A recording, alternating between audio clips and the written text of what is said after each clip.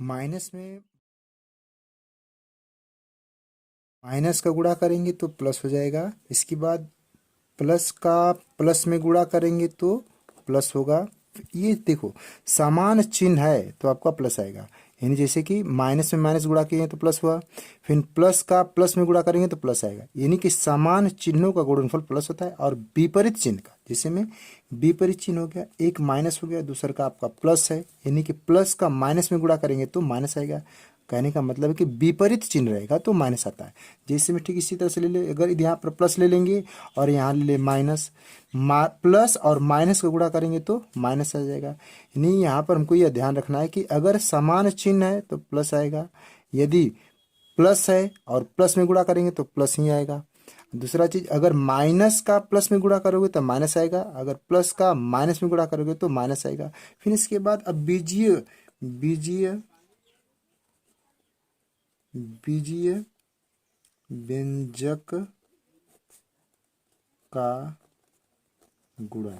सबसे पहले इसमें हमको ये ध्यान रखना है कि आधार समान हो, आधार समान हो तो गुणन की क्रिया में, आधार समान हो तो गुणन की क्रिया में घातें घातें आपस में जुड़ती हैं। कह रहे हैं कि आधार समान हो, गुणन की क्रिया में घाते आपस में जुड़ते हैं। जैसे हम कह देंगे ये x हो गया और यहाँ पे भी x है, तो ये देखो आधार है, x आधार, ये भी आधार, इस पर घात मान लो ये 2 है, इस पर मान लो 3 है, तो ये x आपका आधार है, इस पर घात आपका 2 है, यह x आपका आधार है, घात इस पर 3 है, तो आधार समान तो घाते आपस में जुड़ जाएंगी। तो ये x पर क्या घात हो जाएगा, 2 और 3 कितना हो जाएगा, 5 हो जाएगा। इसे कह देंगे y पर मान लो 3 घात है और y पर मान लो 4 घात है, तो आधार समान हो गया। तो y पर 3 घात है, वहाँ यहाँ y पर 4 घात है, तो y पर क्या घात आ जाएगा, तो 3 और 4, 3 और 4 मिलाकर 3 और 4 मिलाकर 7 हो जाएगा। अगर हम z पर मान लो 3 घात है और z पर मान लो 5 घात है, तो अब बताइए आधार समान हो गया तो घाते आपस में क्या करेगा, जुड़ जाएगा, 8 हो जाएगा।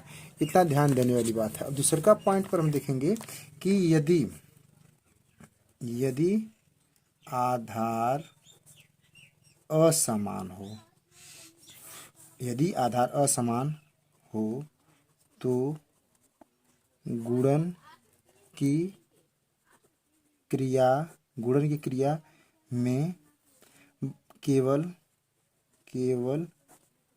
गुणे का चिन्ह लुप्त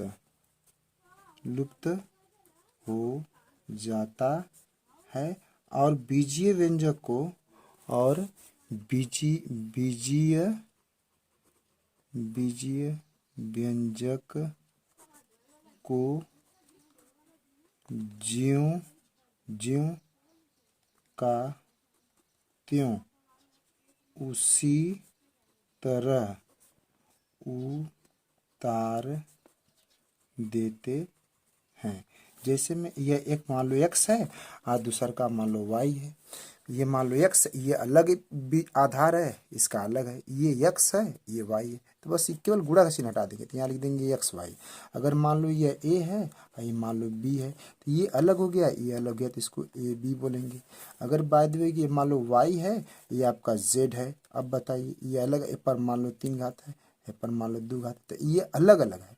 इसको हम करेंगे क्या चीज़ की, ये y पर 3 घात, खाली गुणा का चिन्ह हटा देंगे, और z पर क्या घात हो जाएगा, 2 घात हो जाएगा। इसी तरह से हम सवाल करेंगे क्या चीज़, यहाँ पर मिला लेंगे, यहाँ पर मिला लेंगे, जैसे में कि अगर y पर मान लो 5 घात है और z पर मान लो 6 घात है, तो यहाँ ध्यान देने वाली बात है कि अगर ये आपका आधार y है, यहाँ पर आधार z है, तो घात कुछ भी हो उससे मतलब नहीं है, अभी आधार अलग अलग है, तो ये इसी तरह से उतर जाएंगे, y पर 5 घात और z पर 6 घात हो गया। अब दूसरा चीज़, अब हम करेंगे क्या चीज़, इस नियमानुसार सबसे पहले जब इससे एक्स्ट्रा और नॉलेज अगर हमको लेना है तो सबसे पहले हम चिन्ह का गुणा करेंगे, चिन्ह का, ठीक, चिन्ह का गुणा फिर इसके बाद अंक का गुणा होना चाहिए, अंक का गुणा। फिर इसके बाद बीजीय गुणा करते हैं, बीजीय गुणा करते हैं। सबसे पहले आपको ध्यान देना होगा कि पहले हम चिन्हों का गुणा करेंगे, फिर अंकों का गुणा करेंगे, फिर बीजीय व्यंजक का गुणा करते हैं। जिसे कर देंगे -4x पर 6 घात और -5x पर 7 घात आ गया। अब आपको यह ध्यान रखना है इस नियमानुसार कि सबसे पहले हम चिन्ह का गुणा करेंगे, इसके बाद फिर अंक का गुणा करते हैं, फिर बीजीय व्यंजक का गुणा करेंगे। तो पहले चिन्ह का गुणा करिए। तो यहाँ पर चिन्ह क्या है, इस पद में चिन्ह क्या है आपका माइनस है, और इस पद में चिन्ह क्या है माइनस है। तो यहाँ भी माइनस और यहाँ भी माइनस, तो समान चिन्ह हो गया। तो इसका समान चिन्हों का गुणनफल हमेशा धनात्मक होता है, यानी प्लस हो गया आपका। माइनस में माइनस गुणा करेंगे प्लस हो जाएगा। अब चिन्ह का गुणा होने के बाद अब अंक का गुणा करिए। तो अंक यहाँ पर क्या है 4 है, और यहाँ पर अंक क्या है 5 है। तो 4 और 5 20 हो गया। अब अंक गुणा करने के बाद फिर बीजीय व्यंजक पर आ जाओ। तो x पर 6 घात है और x पर 7 घात है। तो x पर कै घात हो जाएगा 6 और 7 कितना हो जाएगा 13। फिर इसी तरह से -8x पर 9 घात ले लो और 3x पर 2 घात ले लो। अब इसे देखिए, ध्यान दीजिए कि यहाँ माइनस है और यहाँ प्लस है, विपरीत चिन्ह हो गया। तो विपरीत चिन्ह हो गया तो यहाँ पर क्या चिन्ह आएगा माइनस आएगा। अच्छा, चिन्ह का गुणा तो हो गया हमारा। अब यहाँ 8 है, यहाँ 3 है, तो 8 का पढ़ा 3 बार पढ़िए, 8 तरीके 24 आ गया। अब बीजीय व्यंजक अंक का भी गुणा हो गया। अब बीजीय व्यंजक पर आ जाइए। यहाँ पर x पर 9 घात है, यहाँ x पर 2 घात है, तो x पर क्या घात हो जाएगा 11 घात आ गया। अब दूसरा तरीका देख लीजिए, 8x पर 3 घात और 5x पर 7 घात आ गया। तो यहाँ देखिए, यहाँ भी प्लस है, यहाँ भी प्लस है, तो प्लस का प्लस रह जाएगा। 8 का गुणा 5 में करिए। पहले चिन्ह गुणा करने के बाद तुरंत अंक गुणा करेंगे, फिर बीजीय व्यंजक। यानी 8 का पहाड़ा 5 बार पढ़िए, 8 5 40। x पर क्या घात आया 3 और 7 3 10 हो गया। अच्छा, दूसरी चीज अगर हम अलग अलग आधार कर दें, जैसे 3x पर 2 घात और -5y पर 3 घात आ गया। अब आपको यह ध्यान रखना है कि पहले हम चिन्ह का गुणा करेंगे। यहाँ प्लस हो गया, यहाँ माइनस हो गया, तो विपरीत चिन्ह है तो माइनस हो जाएगा। चिन्ह का गुणा करने के बाद तुरंत अंक पर आ जाइए। यहाँ 3 है, यहाँ 5 है, तो 3 5 15 आ गया।